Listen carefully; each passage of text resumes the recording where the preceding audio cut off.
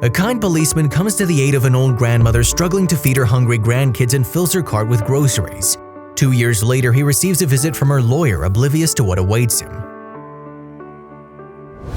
Oh, what's the government doing? How are we gonna feed our children? Why is everything so expensive? Gladys sighed helplessly, checking the price of the canned tuna. Her grandkids were back home waiting for her to return and make them a delicious dinner, but she was at a loss for what to put in her cart after bread and potatoes. Gladys, 88, was a grandma to 2 adorable children she'd been raising alone after their parents died. Her life revolved around those children and she would go to any lengths to see them happy. But that day at the grocery store, she felt helpless. With a heavy heart, she rolled her cart to the cashier's counter knowing she'd be making a potato salad and toast for dinner again. With the rising inflation and increased prices of groceries, Gladys struggled to feed her grandchildren. Ma'am, can you please hurry up? At that rate, you'll take forever to pay for your stuff. Just a minute, darling, Gladys replied, trying to count the coins quickly despite her shaking hands.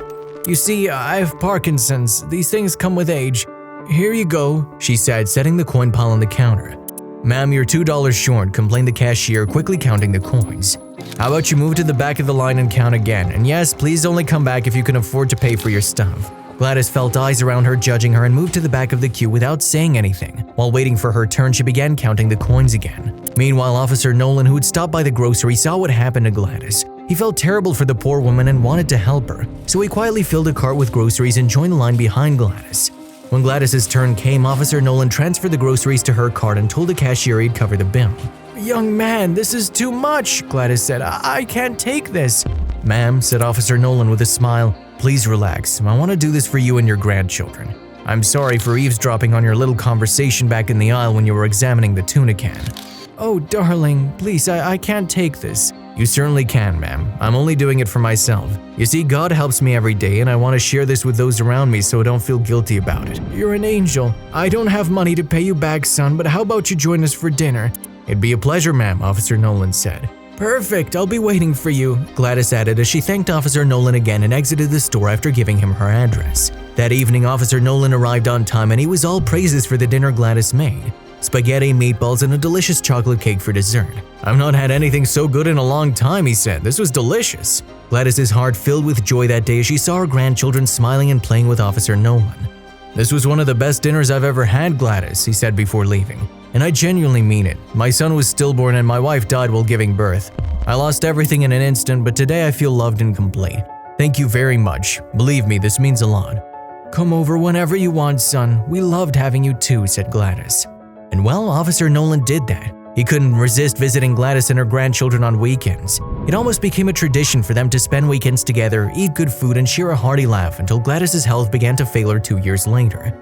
Nobody had guessed her complaints of feeling tired all the time would lead to a terminal illness and take her away. You must take care of them for when I'm no longer around, honey. That's all I want, Gladys had asked Officer Nolan the night before she left for her heavenly abode.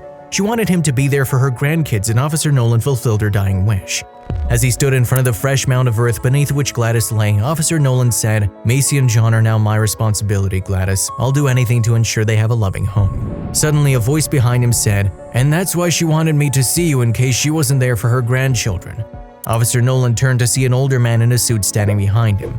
You can call me Mr. Morrison, the man said, extending his hand for a handshake. I'm Gladys's lawyer and I believe you should sit down for what I'm about to tell you, young man.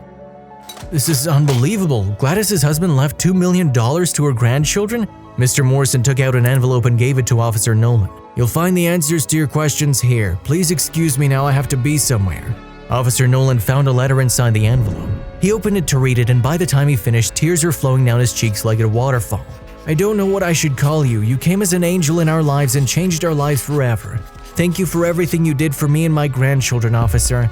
As I write this letter today, a part of me feels relieved that my grandchildren won't miss out on a loving home when I'm gone. They won't grow up without love because I know you'll be there for them.